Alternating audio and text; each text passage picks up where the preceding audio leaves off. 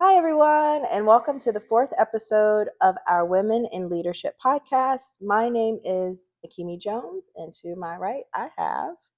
Hello, everyone. I am Joy Brunson in Subuda. How's it going, Joy? It is going well today. A little all over the place. That's okay. Got a bunch of things happening as it happens sometimes, but good. Episode Doing 4. well. This is I our know. fourth one. It flew by fast. We're already in April, and in my mind, April is over. Technically, my brain is in May, but episode 4. No, it's April. not. We're only like halfway through April. We just passed tax day this week. For all of you that had to get your taxes done, we just passed tax day. But the thing that I'm super excited about is that this is the first time we've been trying to do women in leadership stuff for years. This is the first time we've ever been consistent with it. Consistency is key. You forgot to mention what the most important day of this month is. Your birthday? Exactly, which is April 1st. It is April Fool's Aries season. So for all of my colleagues and coworkers and heartbeats of RI that your birthdays are in April, happy birthday to you. The most important, obviously. Most important. I mean, I started off the month and it wasn't a joke. I'm not new to this. I'm true to this. What do you mean? What do you mean? So it wasn't a joke. It wasn't a joke. Facts. So welcome to episode 4. Today we are talking about, I think, a very pertinent topic: motivating teams through change. The only consistent, in my personal opinion, in life is change. Nothing stays the same ever. Everything ebbs and flows. And change is a constant in leadership. But what often makes it difficult for teams is not the change in and of itself. It's usually the uncertainty that comes with it. So in this episode, we will explore how leaders can help their teams stay grounded, motivated, and engaged through seasons of transition by leading with clarity, empathy, and sustainability. That's three very specific things. But you know what they say. We always want things to change, and we also want them to stay the same at the same time. So that's what we're here to talk about. It's very paradoxical. But think about it. That is what happens. We don't like the status quo. Right. We want things to be different. And then we also don't want things to change because we understand and know what the status quo is. It's the way we're built. That's true. But even though change can be difficult, how we show up as leaders to support our team members through the change can really make a world of difference, not just for the team, but as well as for the leader as well. So, Joy, when you hear the phrase leading through change, what immediately comes to mind for you? That's what we do every day. Facts. Mine wasn't as positive. I thought wasn't as positive. That's what we do every day. And my second thought was it can also be exhausting and tiring because change is inevitable, but in the behavioral health field, which is what we're in, change is expected more than any other field because behavioral health is seen as secondary or tertiary to just general healthcare. So therefore, we swing with the political tides, we swing with the elections related to counties, related to states. Behavioral health swings very rapidly because there's a lot of opinions related to it that's not built in fact.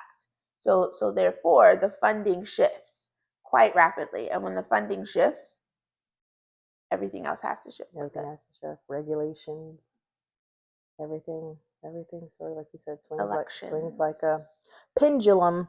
Yeah. And we have to be like blades of grass going with the wind, which is much easier said than done. I think for me, when I hear that phrase leading through change, yes, it is something we always do, but my body takes a deep sigh. Not because I'm avoidant of change, but I know it's all right. It's time to hunker down. It's time to hunker down. It's time to lock arm in arm. Hopefully I can get everyone's arm to lock in arm in arm so we can weather said change True. storms together. So that's the first thing that comes to me. It's like, okay, I gotta get my mind right, gotta get myself together so I can help to get my team members and those that look to me for support together. So So those are things I'll think about. it depends on the level of change too. I see change on a continuum. Mm-hmm. So is this change a next level up from where we are and the foundation's already there and we're adding to? Or is this change a complete deviation from what we have done before and therefore needs a whole lot more? So I don't see change as like one note. Uh-huh. I see change There's as levels to it. there's lots of levels to change, and Mm-hmm. depending on what type of change you're talking about Uh-huh. and what type of change is coming will depend on what the implementation is, what the process is, Mm-hmm. how much I have to get people on board with it, all of that. Mm-hmm. And then sometimes as leaders, even if people don't get on board with it, The change is still coming. still have to do it. It's Not still not all coming. changes within a leader's control. Very much so. So I would say there's levels to it. So I agree. So the changes that we're referencing today, it's all types of level of change. Okay. But as far as my response goes, how deeply I need to hunker down determines on how severe the change is. So is it a quick little process change? Is it a new form? Is it a simple new process? Or is it we're opening a brand new site, we have to get used to a new funder, we have a whole new department? Those things require, I think, a deeper level of hunkering down. True. In order True. to brace and prepare. But I do want to say change is nothing to be fearful of, not dismissing those that may be a little sensitive or scared of change, but change is nothing to really be fearful of, especially when you know it's gonna happen. It's never a matter of if, it's always a matter of when. So it's making sure that we have good coping mechanisms, processes, and strategies in place so that when it is time for change, we have a plethora of tools within our toolbox to reach into and be like, okay, yep, it's going to be this sort of change season. So I know I need to pull these things out for myself as well as for my team. Yeah. I think the difference would be like a regulatory change that we have to adjust to. Mm-hmm. And that could be changes related to coding, Mm-hmm. related to how we document, related to the service definitions themselves and what the expectations are, Mm-hmm. versus, like you said, just a form change or Mm-hmm. something like that, versus when we determined that our implementation strategy needed work. Mm-hmm. It was too much on the local leader or the local VP to do, and we completely switched it into an implementation team. Mm-hmm. Now, all of those things are changed, but the reactions to all three of those was very, very, very different, even though they all had to happen. That's true. That's true. Why do you think change creates such a strong emotional response in teams? Really, not just teams, just in people, but within within the workspace. Why does change create sometimes this? It's uncertainty. It's the uncertainty.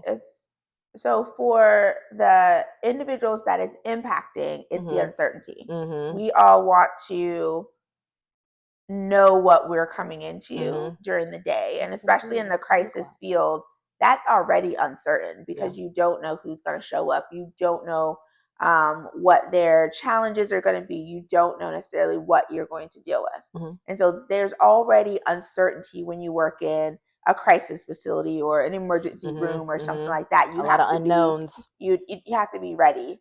So you're already accepting that unknown. So in order to counterbalance that unknown, you want to have, this is the process. Mm-hmm. This is what I can expect. Mm-hmm. This is what I have to do. You want all that to be certain, Mm-hmm. grounded. And so when those things are now becoming uncertain, it can become too much. Agreed. I know that change, if we're looking at it from a leader perspective, I do think that sometimes leaders can misinterpret team members' responses to the change or notification of the change as resistance. But like you said, it is actually just the fear of uncertainty. So I would say nugget, leadership nugget here, when you're introducing something new, be it that it's specific to your subset within the organization or it's organization wide, one, expect your team members to have a visceral reaction, because respectfully, as leaders, we also have one. And Right. what it depends on how good we are at sort of working ourselves through it if it shows to our teams. But when your teams have these visceral reactions, don't assume negative intent. Sometimes it can look like the team members ask a whole lot of questions. Well, what about this? And when are we going to know about this? And well, when is this going to happen? Or, oh man, this just changed like 2 months ago. It has to change again. I can understand how one could be like, great, here they come with all the questions. I don't have many of the answers. And it just feels like pushback, pushback, pushback, pushback. I think for the leaders, we have to acknowledge within ourselves, why do we assume sometimes negative intent when team members start, or what about this, or why, or why do team members sometimes they shut down, sometimes they're just like, Yeah. hey, I'm just I think that's more about the leader than it is about the team member. It is. Because in those situations, the examples that I gave, 2 of those examples are also outside of the leader's control. Right. And one was within. One was I need to make this change for things to be better. Mm-hmm. The other ones were outside of their control. Mm-hmm. So it's outside of my control, but yet I have to implement it. Mm-hmm. I've already have feelings about that. I don't get time to ask all the questions or time to do all the things. And so now you're asking me to implement something. And so that isomorphic process of how I feel about it then trickles down to the team members. Mm-hmm. And now I'm frustrated. And now I don't explain it well. I don't approach it well. I'm already annoyed with it. And then it trickles down. Sometimes I wonder if there's this thought as leaders, unrealistic thought of when change happens, especially the ones that are outside of our control, we're expected to have every answer. Mm-hmm. And that is actually not the case. Mm-hmm. There's no way that we could have every answer to everything, especially for a change that is outside of our control. Sure. So I don't think it's so much about us being able to give an answer to everything, but it is about creating steadiness for your team. And that happens through, like you said, talking through the process as far as to our knowledge is able to take us, acknowledging excuse me, the unknown. So so this is what I know so far. I know that we are needing to change XYZ for this reason. So explain the why. The why is important. We don't change just for change's sake. There has to be a reason behind the change. So I'm a big why person. So always put emphasis on your teams. Hey, we need to change this because these things are happening. Right. This is what I know up to this point. Any questions thus far? If you have questions that I don't have the answer to, I promise that I will get them over time. Just bear with me. We're all going through this together. Right? So sort of set the tone. Yeah. Well, I think for some changes, you really have to rely on your relationship that you've built with the people that you are reporting to you, that you are supporting, because you are not going to have every answer. There's absolutely no way you're going to have every answer, and you're not going to be in control of every change. And so sometimes you have to rely on that relationship to get everybody through it. But that relationship must be built over time with consistency. That's the consistent thing. It's a relationship. You doing what you say you're going to do, making sure that you are supporting in the small things, make sure you're listening, make sure you're there. And then that relationship can help kind of ride you through the unexpected. Absolutely. Trust is not built overnight. And as Joy mentioned, it's a consistency process. Over time, your team will start to see, oh, okay, Joy's doing what she said she would do. Uh-oh. Not her coming alongside of us and doing it with us. Oh, wait a minute. I think I like this leader. Not Joy sitting in the island. Right, not Joy in the island. Are we in trouble? No, you're not in trouble. I just want to check in with you. Anything I can help with? Need me to help with an assessment? Need me to help make copies? So the more as leaders we can demonstrate that we are not asking them to do anything that we don't know how to do, that we haven't done, or that we aren't unwilling to do, that also gains trust and buy-in. So when these, I don't necessarily say change storms, but when these sort of change whirlwinds approach, there's not a lot of hesitation of, oh Lord, are we going to make it through? Or I know we don't have all the answers, and all of this anxiety. You want your team to say, okay, well, here comes a change. But as a team, we know how to weather these storms. I trust my leader has our best interest at heart, and she might not have all the answers, but I know that if I have a question, we're eventually going to get the answers. We just got to hang in there with her. So how do we balance transparency though without overwhelming our teams? Because I think that's important as well. Sometimes we do have a lot of the information. Sometimes as leaders, we have a good bit of information about a process. So how do we make sure we're not, hey guys, we got to do this, and we have this date to do it. And how do we sort of temper that for our team so we're not overwhelming them, overstimulating them more than what they need to be? So I'm going to clue you into something. So this reminds me of way back when I think Akimi came to me and said, I know. Not me. Yes, you. Yes, you. Okay. Way back when. Akimi came to me and wanted to do more and wanted to be a leader, and wanted to advance in RI.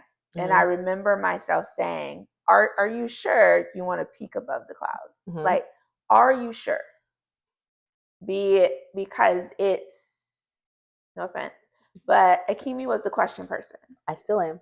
The queen of the questions. Sure am. And I was like, proudly. I'll be asking all the questions. All the questions. And so I remember, like, right now you have the luxury of just asking all the questions, right? Once you become the leader, once you continue to grow and peak above the clouds, you're going to know, see, understand things, get some of these questions answered. Going to have to be tolerable to the questions that aren't answerable, but also you're going to know more. And do you actually want that? I remember that conversation like vividly. Vividly. Because as leaders, we know things that we cannot share. We know conversations that we cannot then continue, because there are a number of conversations and ideas and things that are like floating around that don't actually come to fruition or don't settle in a certain place. And so we have to hold it and wait to see, like, where is this going? So I may know about something months before it actually gets to the end point where I will share it. But those months, it's gone in so many different directions that if I had shared it on day one, it just would have scared everybody. Right. I'm stressing you out for no reason at this point. Exactly. So I think there is a level of transparency and there's a level of protection, maybe guarding, protecting your teams. I've always said protection. So the way I look at it is, a part of my job as a leader is to safeguard and protect my team. Yeah. My job is not to, I don't want to stress anyone out unnecessarily. So same vein, I'm not going to share anything that I don't know is fact. I'm not going to share changes that I don't know are fact. Because now I got you all, okay, well, it's coming. And then I'm like, oh, it's like, Just joshing. Never mind. Because that happens. It can happen, right? Sometimes we have the best of intentions. Someone says, "Yep, it's going live," and then it changes. That was out of my control.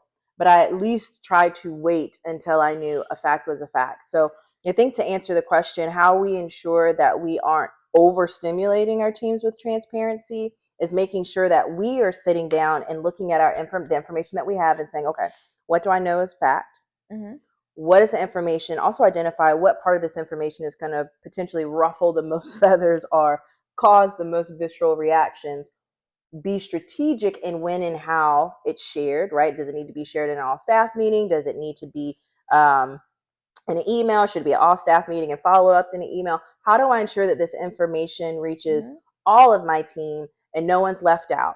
Because you know what I always say, team, we don't want anyone to truthfully be able to say, I don't know, no one told me, I was blindsided. So we want to make sure that we are doing our due diligence and that we're very organized and that we're asking proactively also some of the questions that we know for a fact our team's going to ask, right? There are certain things we know our team members are going to ask. Take those to whatever the entity is and say, hey, I know we're going to get these questions. What are our thoughts? How would you like us to answer them? How should we direct these questions? So just being prepared and the more you know your team, the better you can do as well, Joy.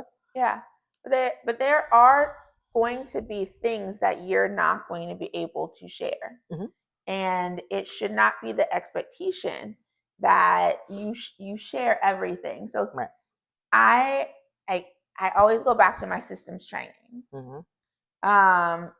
This organization and your leadership style is no different than parents and children, pastors and congregation, mm-hmm. principals and students. Like, think of any other system that has a hierarchy. Mm-hmm. This organization and your leadership is no different than that. And so in some instances, you can actually do more harm with sharing things that your team members are not able to handle. They're not ready for it yet. Versus being able to hold on to that and only share what is relevant and what is important. That's the transparency piece. But then on the flip side of that, as leaders, you have to be able to do it. That's the emotional piece of it. Is that we have to be, I don't know if I want to say grown enough, but I said we got to put on it. We got to put on our big girl, big boy undies. We got to do the things and hold on to it. And so how do you do that as a leader? Do you have that one confident, if you have to say something and you have to feel like you need to be supported through the uncertainty, do you have that one confidant, not on your team, but separate, that you can say, okay, this is happening and I am not sure about it, this is what's going on, and have that kind of conversation. But it is expected that a leader is able to hold information and keep that information, because it would do harm if they shared it. But that is a skill in and of itself, and that's also something that helps relationships and that trust and that respect if you're able to actually do that. Again, think of pastors who hold information that the congregation doesn't need to know, or the principal or the parents that are struggling with bills this month, or someone lost a job or something. Like, they don't immediately just dump all of that onto their children. So there's lots of examples that we accept that the leader must hold information. So this is that same type of situation. We have to accept that the leader must hold information that we are not privy to. It touches on what you hit on in that piece, was making sure we have good emotional regulation. And in the event we don't run to your team and vent. You, like she said, you need a confidant, and I'm going to do a shameless plug for episode 3, or a mentor. or a mentor. If Yes. you have a mentor, be it within the organization or outside of the organization, that is a great place to get what I call good constructive feedback and not just have a vent session. However, I am not dismissing a good girl. I just got to get it out of my system. But once I do that, now I'm going to need some solutions. So, what are your suggestions for how I now tackle this? Because clearly I am struggling with it as well. So, leaders are humans as well. We're not expecting folks to be robots. We're not expecting you to hold it and be unfazed. Mm-hmm. What we're saying is you are expected to hold it because of where you are. Your leadership title, your leadership position says, I am able to take, what I always tell Amalia, I can do hard things. Yeah. I'm able to take this difficult information, hold it until it is appropriate to share, until things get more clear.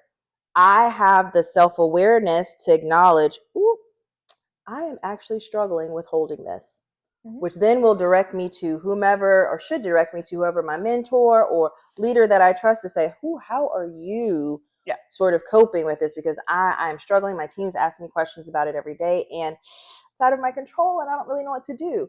So it's very important that we as leaders are also tapping into our resources, our mentors, our therapists, our counselors, whatever it may be, to help us sort of push through in uncertain times. Absolutely. I think another one of the more challenging things to do when change is on the horizon or we're in the midst of change is keeping our teams motivated. Well, that's one of the, I will say, if this is ever like a message moment, remember message. That's one of the pitfalls of leadership that I've seen people do over and over, where they have, especially in small teams, they've become friends with everybody, and then they overly share, and then in that overly sharing, they get something from it. I get it like off my chest. I have transferred it, transferred the anxiety. So now we all have it. Yeah, we all have it. So I get something out of it, right? Because I'm sharing. However, when you think of the other side of that, you have just transferred your anxiety to the rest of your team. Now they're all nervous Nellies. And so everybody's nervous, everybody's anxious, everybody is concerned about the viability of the organization, everybody's worried about their job. Like we've instilled this anxiety into our team. And then when the issue like goes away, we're like, whew, all right, moving on. But the body keeps the score. The body, book. We hold on to that piece of like, oh, okay, all right, let's move on, but I'm not gonna forget. Right. And so as a leader, we understand that this happens often. In organizations, in huge companies, in small companies, that there are things that crop up that we just have to weather through. But as a team member, we may not know that. And so when a leader overly shares to make themselves feel better, and I'll go back to make themselves feel better, then we are inadvertently giving off this anxiety to our team members. And then we wonder, why is everybody acting how they're acting? Why are people leaving? Like what's happening? It makes me think of self-disclosure, right? So similar that there's a certain question that we should always, and given that we're a behavioral health organization, I'm hoping that everyone sort of attaches to what I'm saying here. So self-disclosure is when we share things about ourselves, in, be it at work or in this healthcare sort of space.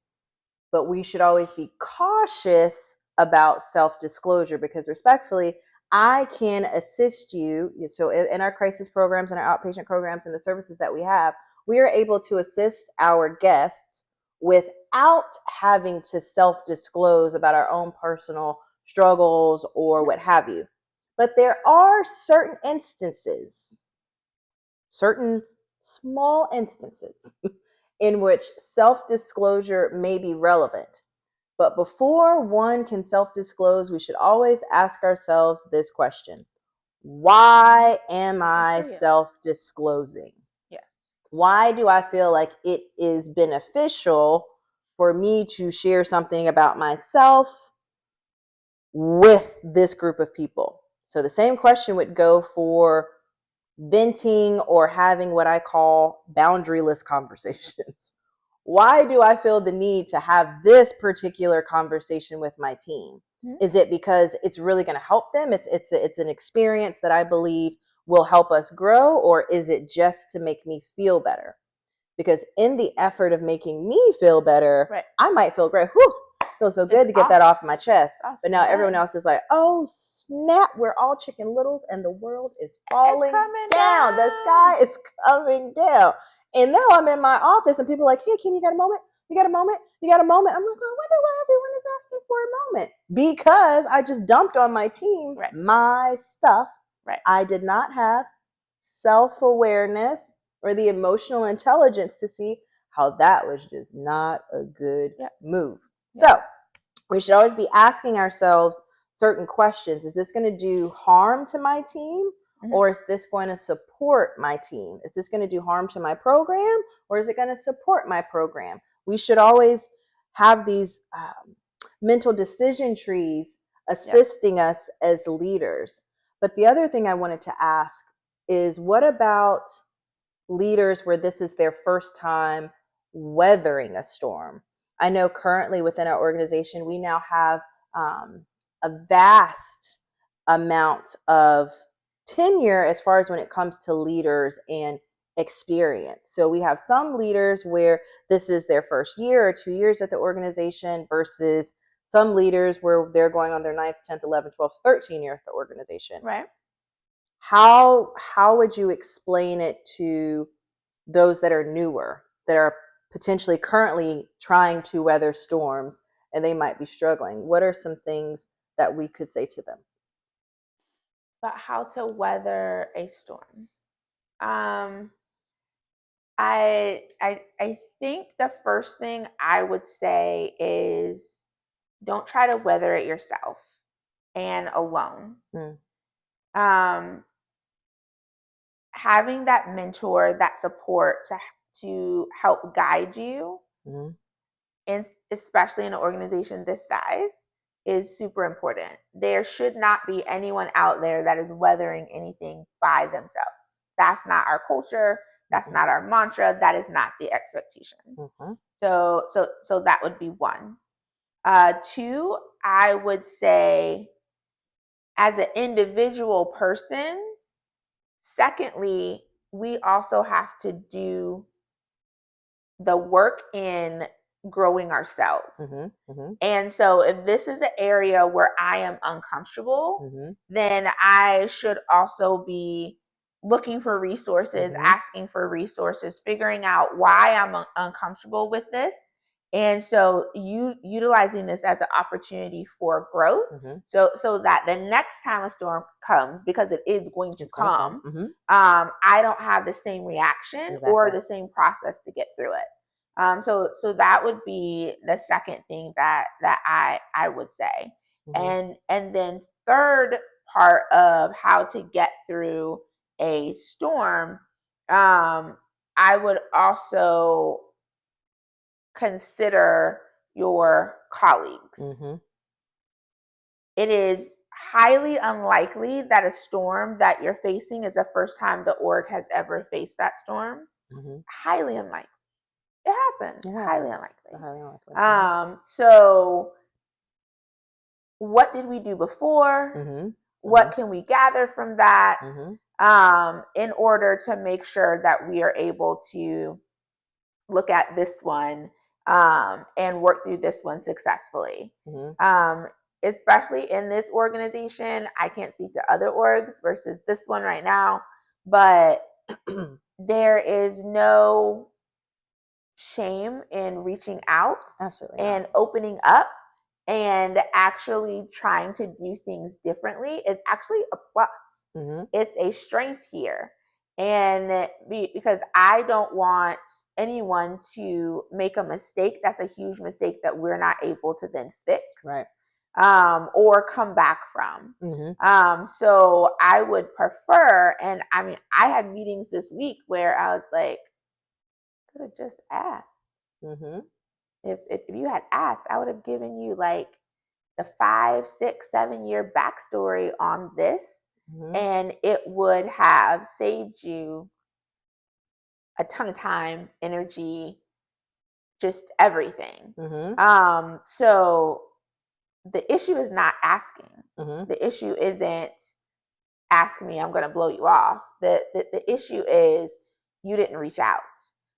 So especially in this organization, we are very much about the collective and that collective information and that collective growth. Mm-hmm. And so here for a new leader, Mm-hmm. this is the perfect place to grow. Yeah. Versus being in a different organization where it's more cutthroat, Mm-hmm. where it's more, I'm not going to give you that information because you might get ahead of me. Or I want to see you fail and leave. Mm-hmm. There are those organizations out there. This is not one of them. We're not gatekeeping. No, I don't have time for we're not gatekeeping. We're not hoarding information. So what I'm hearing is for really for all of our leaders, but especially this one. So if you're a newer leader, newer to the organization, you currently feel like you're weathering a storm, what we're hearing is tap into your resources. And that's not just books and emails, that's people. People are resources as well. Tap into your leaders, tap into your cohorts, tap into your SharePoint resources or whatever tools and things you have at your fingertips. Be proactive in seeking information. There's nothing wrong with asking a question, but once you get the answer, the next thing is action, right? So making sure that once we get our answers, once we've done our homework, we then take that knowledge and we have to apply it. Doesn't mean that we're going to get it right every time. We're going to make mistakes. We are human. But right. If we're going to fail fast. Right? Go ahead and fall down. Get it over with. Use that this week. Get your Band-Aids on and say, okay, well, we know what not to do. Go down. Let's go back hard, to the please. drawing board. And now let's try something different. So go ahead. I would say, especially for those who are thinking of reaching out, this org is very accessible. There isn't a time when I'm not, or you're not, or anyone isn't accessible. I would say you probably should come with a plan. Yes. But accessibility is a really awesome thing here. But when you come with, this is the issue, and this is what I think will solve the issue. This is my plan. Or what I've done. Or what you've done. It is much easier to tweak a plan, or for me to say, you're on the right track. Perfect. Go. Or let's tweak this a little bit. Or because of the history, let's add this to it. Or I probably wouldn't do that because of what I know here. So let's move it. But it's going to be a jumping off point. Either it's going to be right on, or it needs to be tweaked a little bit. And that's okay. Both are okay. But I think we talked about it in maybe episode 2 of, I'm not going to do it for you. That part. Don't come with just the issue. Right. Be solutions. Because as a leader of leaders, it is not my role to solve the problem. It is my role to guide. Come alongside and support. Shameless RIWay plug. We do with, not to. Yes. So for RIWay, there is no double standard. So just like we come along our guests and we support them when they need things, as leaders, we come alongside either our other leaders or our team members, and we say, I'm not going to do it for you, but I can guide you. I can feel free to ask me questions, troubleshoot some things, and then go back out there and prosper. Yeah, exactly. So those would be my suggestions. So did we have we said last episode we were going to have a segment. What is our not her skipping ahead. We haven't gotten there yet. Sorry. I was just not fast forward. I had a couple more questions. Okay, go ahead. Scandalous. Okay. Well, I have 2 more questions and we'll get to it. I'm wondering if our team members, when we're going through sort of seasons of change or transition, what role recognition plays. Because I know that we always want to pour into our teams. How do we strategically do that with recognition? Have some thoughts, Valerie. I would say you can go first on this. I have a bunch of thoughts. Okay. I'm big on once we have established, hey team, we're going to go through said transition. I'm going to be very observant to see how my team members are sort of processing and adjusting through the change. I always like to look for what I call positive change enforcers. These are the individuals that are like, oh, change coming. Hey, Kimi, I don't mind helping with that. Hey, is there a project or something I can do to help do, these are what I call your eager beavers. These are the individuals that are allies in any sort of transition. They are the ones that ensure that whatever your voice is as a leader, whatever the expectations are from your leadership team or as an organization, they're able to take those sound bites, make them more digestible for the team, so their peers, the people they work alongside of, to get more buy-in. And so if you're able to identify who those folks are, celebrate them. Yep. Hey, Joy, we just rolled this process out 3 weeks ago, and Joy, for the most part, has it down pat. Joy, how do you feel about training and supporting some of the other folks, right? That then also demonstrates to the team, like, oh, if we demonstrate a little competency, we get a little well done. There's something to be said about celebrating wins. It doesn't matter how small they are, a win is a win. And so celebrating team members' competency when and wherever we can gets you a lot of buy-in, sometimes more than you know, with not just that individual, but also the team. So take stock in those wins. Don't just plow through like, okay, we got to make this change. We got to get through to the end. No, because it's oftentimes a marathon. It's rarely a sprint. It's a marathon because we don't want the change to revert back to what it was before. Homeostasis, yeah. So there's a lot of intentionality. Yes, homeostasis. So we don't want it to go back to the previous balance. We're trying to initiate this new sort of first order, second order, what have you, change, and we want to make sure it's consistent, that it stays. And so making sure that we are slowing things down, acknowledging wins, celebrating individuals, teams, or the whole site for their efforts, and acknowledging the, hey team, this hasn't been easy. I know it hasn't been easy. I want to thank you all for everything that you've done. Here are the top 5 or top 10 or top 3 individuals that were really, really impactful over the past 2 weeks. And the next 2 weeks, we'll see who else can step up to the plate and be acknowledged. So getting creative in how you give your team members their flowers is very important. What were you going to say, Joy? I don't know if I have much to add to that, other than change isn't a point in time. It is the long game if you want it to hold. So that homeostasis is where a system likes to shift back to what it was before and reject change. That's what we like to do. We want to stay the same.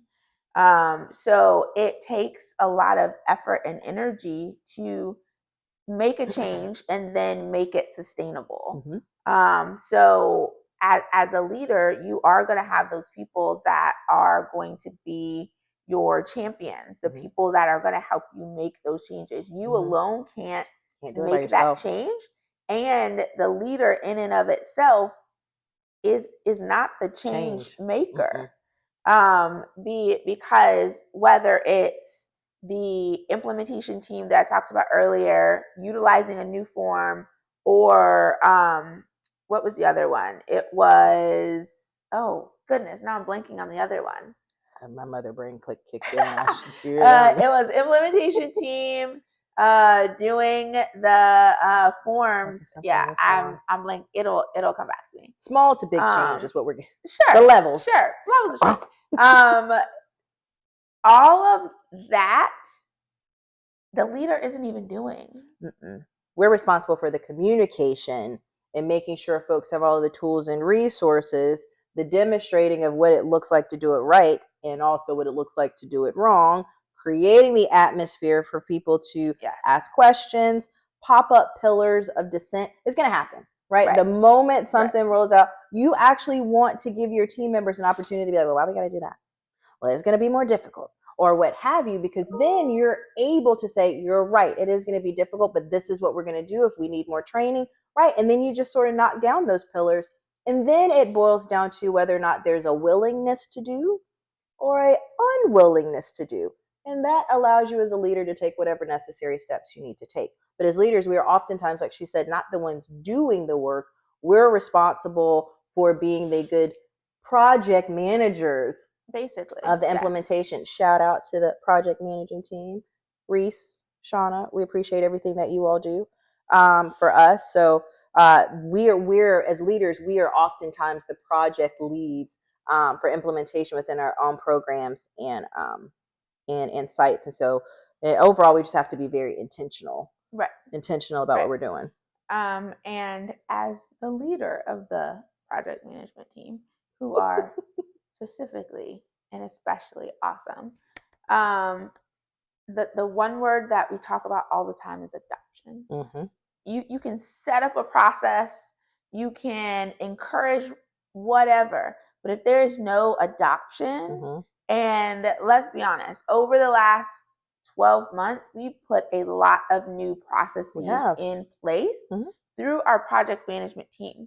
And without our project management team, we put a lot of things in place to be more effective and efficient and kind of moving into the century that we're in, getting off paper, going more electronic, doing more dashboards, doing more data, just all of these things that we're doing. But just because we have a new RI hub with the little front doors of put this here, did anybody use it yet? That's adoption. Just because you have it doesn't mean that someone is going to use it. And so that is a leader's responsibility, is to continue to push through that friction that is considered that homeostasis, because no one wants to change.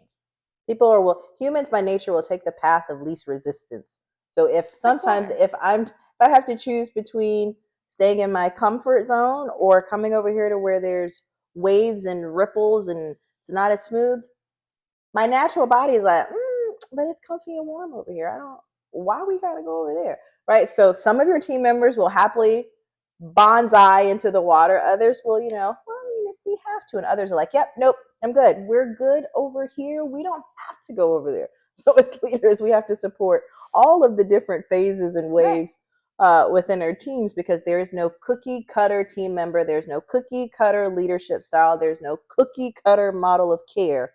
And so we very much have to meet our people where we are. RIWay plug. Do you know that water will eventually wear down rock?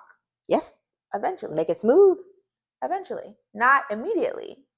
If it's the immediate, rock will divert water. Over time. But over time, water will make its way and create this path that is straight through rock. If you give it time, it will do what it needs to do. But if you're just looking at the first time or the immediate, rock's going to divert water every single time. But that persistence and actually continuing to map out that path, it'll wear it down every time. Marathon, not a sprint. All right.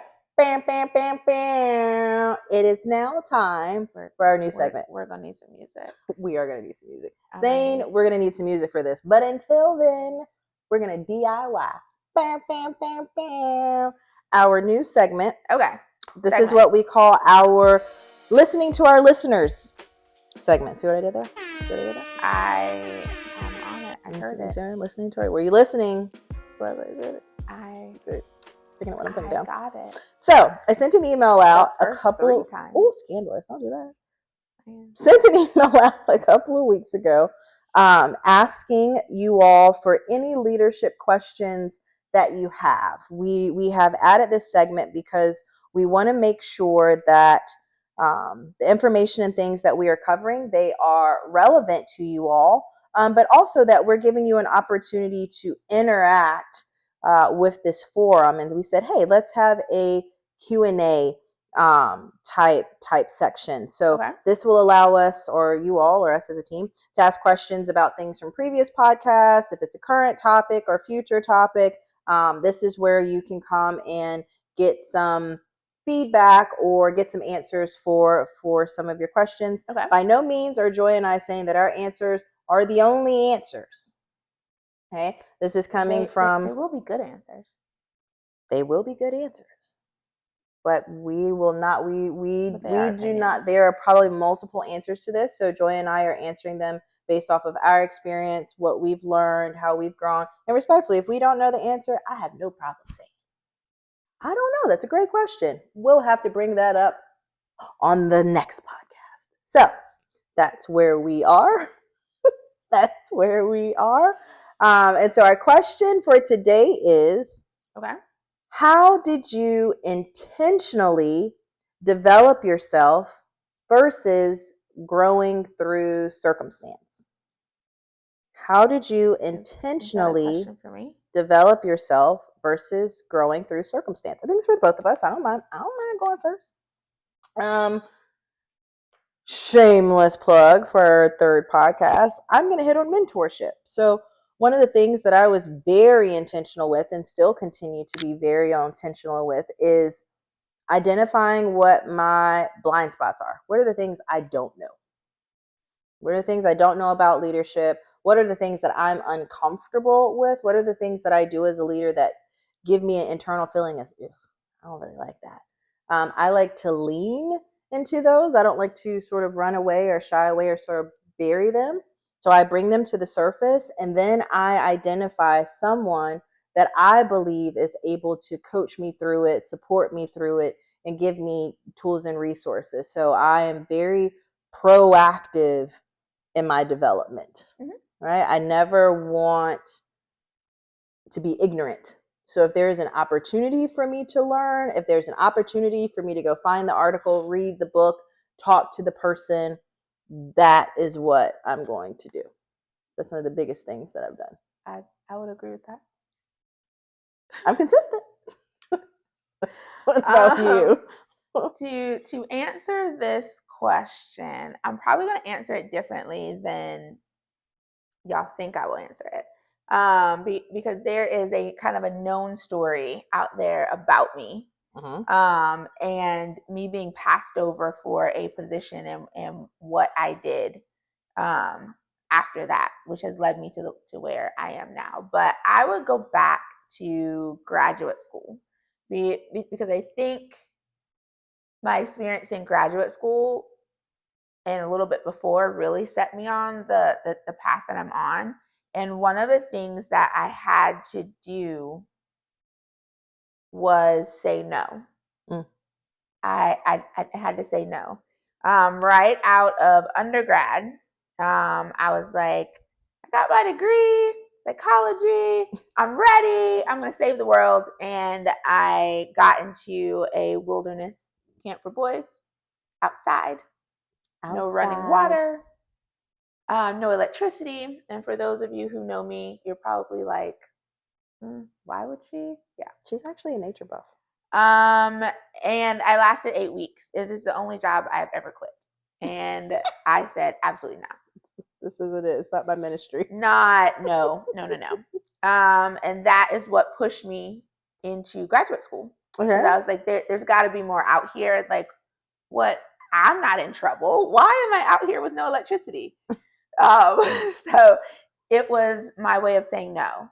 in graduate school, I had this professor who I thought,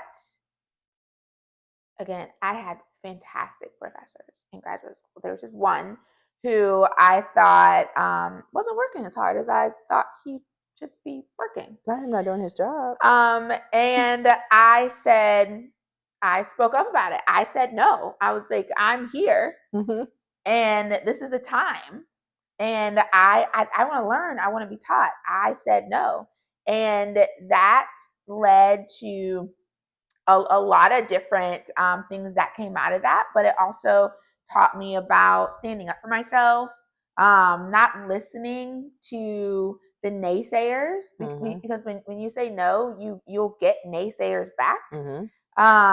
And it turned into a harder time in my life because I said no.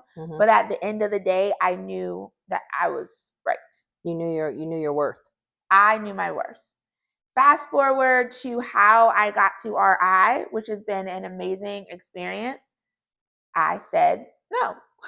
I was at a previous job. I had built this program. It was given to me as kind of like a joke because the program was failing. And I was like, oh, give it to the new kid that just, showed up. She doesn't know what she's doing. I was like, all right. Challenge accepted. Fine. And by 3 years later, with the help of some amazing colleagues, I built this program from one group where nobody showed up to like 3 groups, and we had expanded out to the community, and it was just amazing. And I was like, all right, what's next? And I gotta, you should be happy right where you are. Just stay put. And I was like, no.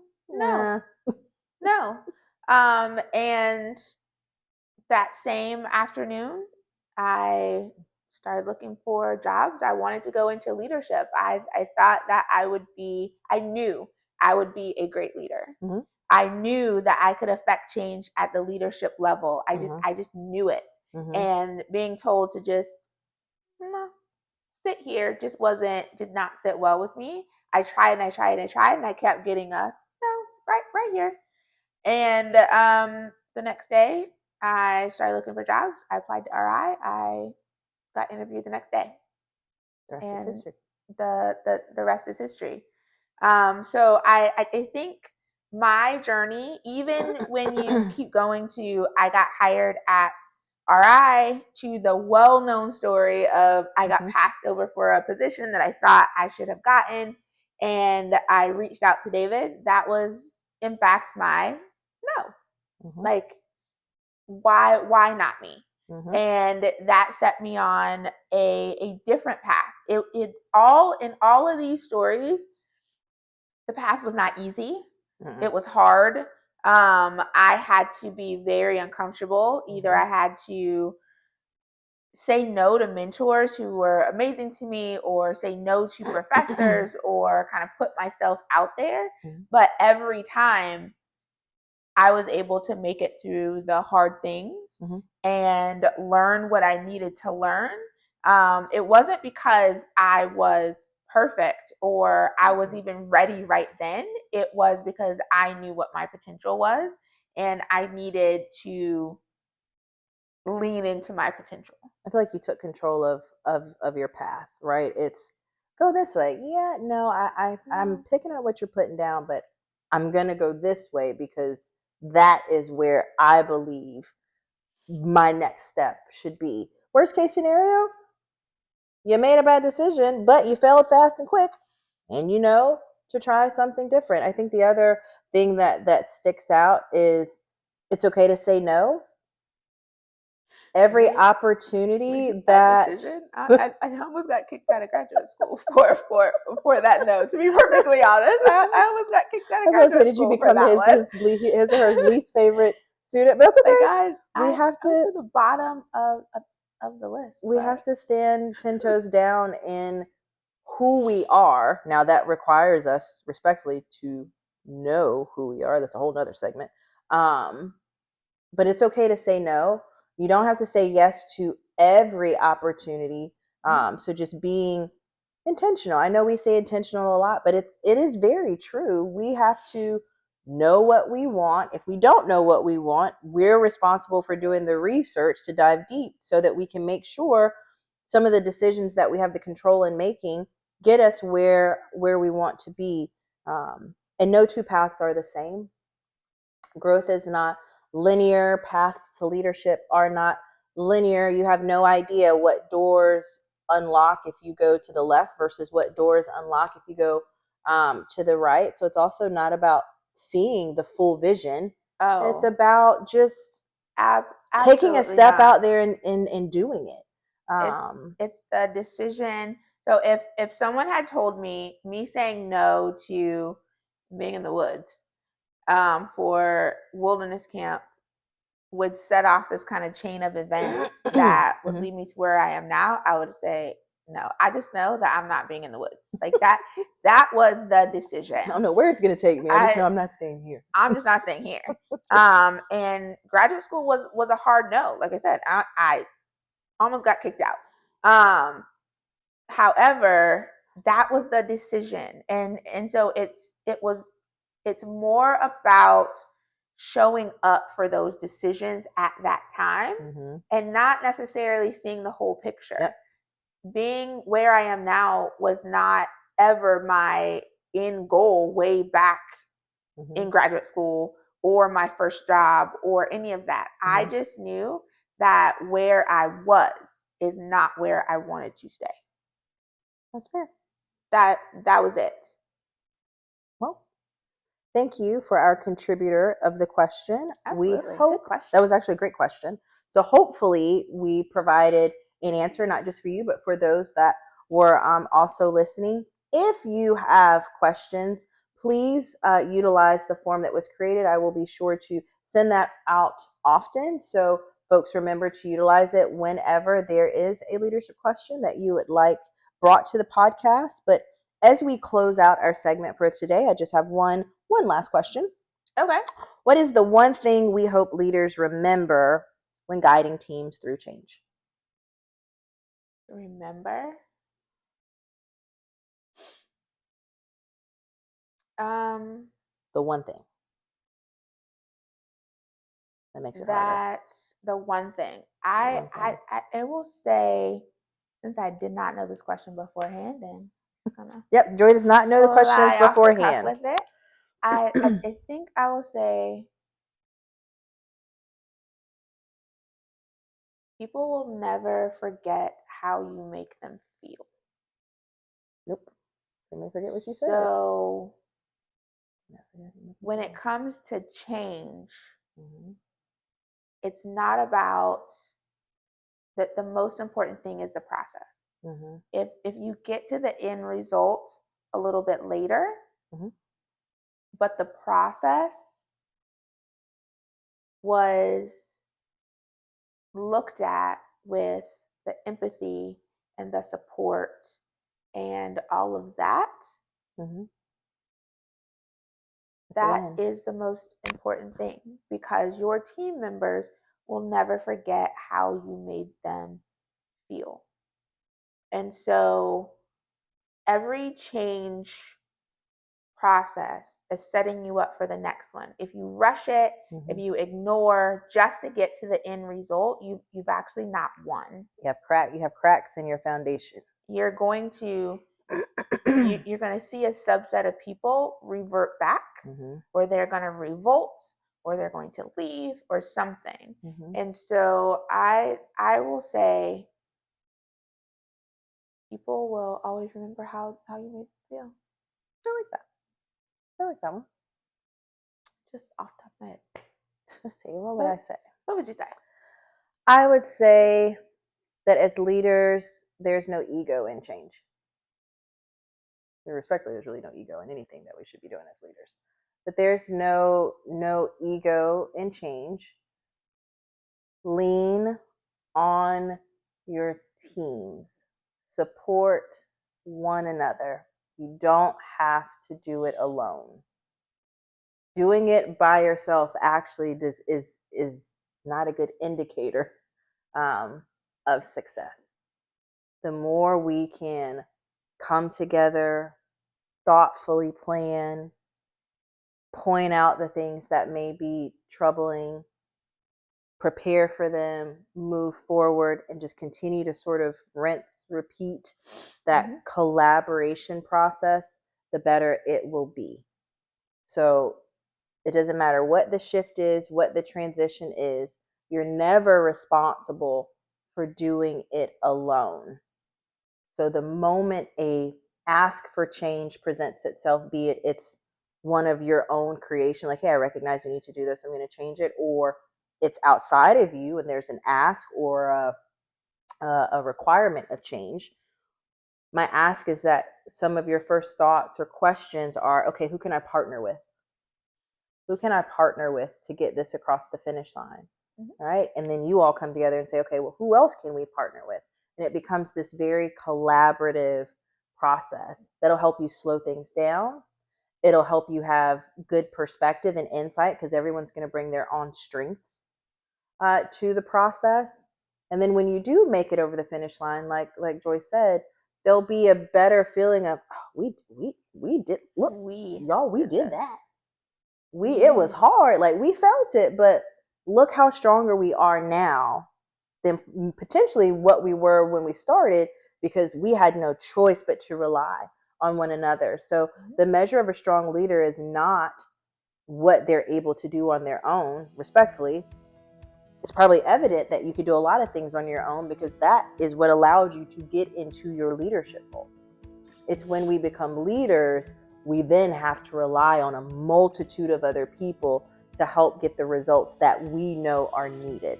And so I'm hoping that this allows leaders to be more reflective and collaborative if that's not something folks feel that they're strong at or that they're not potentially already doing. Utilize your peeps, utilize your squads, and you'll be better for it.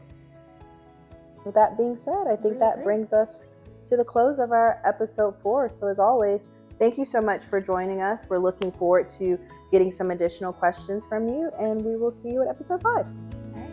Thanks, everyone. Bye. Bye.